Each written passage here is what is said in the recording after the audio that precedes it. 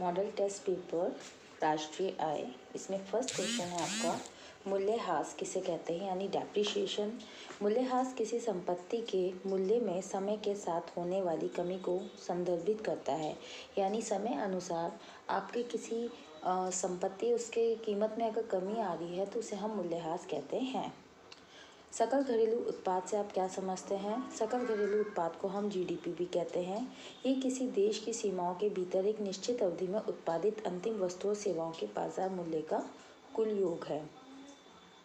मध्यवर्ती वस्तुओं की परिभाषा दीजिए। मध्यवर्ती वस्तुएं वह वस्तुएं होती है जो अंतिम उत्पाद के उत्पादन में उपयोग की जाती है, यानी कि जब हम अंतिम उत्पाद बनाते हैं तो उसको बनाने के लिए प्रयोग में ली जाती है। मानवीय श्रम का पारिश्रमिक क्या है? मजदूरी या फिर वेतन। राष्ट्रीय प्रयोज्य आय को स्पष्ट कीजिए। राष्ट्रीय प्रयोज्य आय को हम GNI भी कहा जाता है। किसी देश के निवासियों द्वारा एक निश्चित अवधि में अर्जित कुल आय है।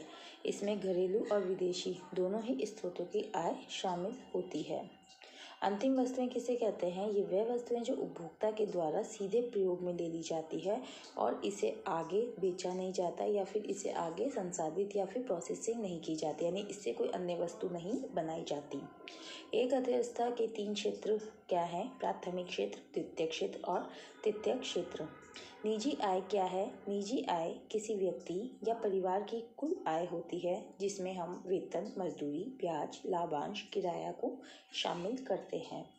उपभोक्ता मूल्य सूचकांक, कंज्यूमर प्राइस इंडेक्स यानी कि CPI क्या है?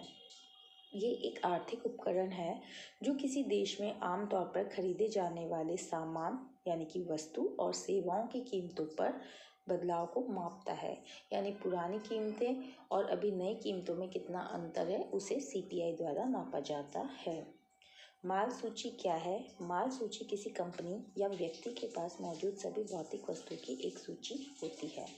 प्रति व्यक्ति आय ज्ञात करने का सूत्र लिखिए। प्रति व्यक्ति आय ज्ञात करने का सूत्र है प्रति व्यक्ति आय बराबर कुल राष्ट्रीय आय बटा कुल जनसंख्या, यानी हमारे देश की जो कुल इनकम है उसे हम डिवाइड कर देंगे, यानी कि भाग कर देंगे कुल जनसंख्या से।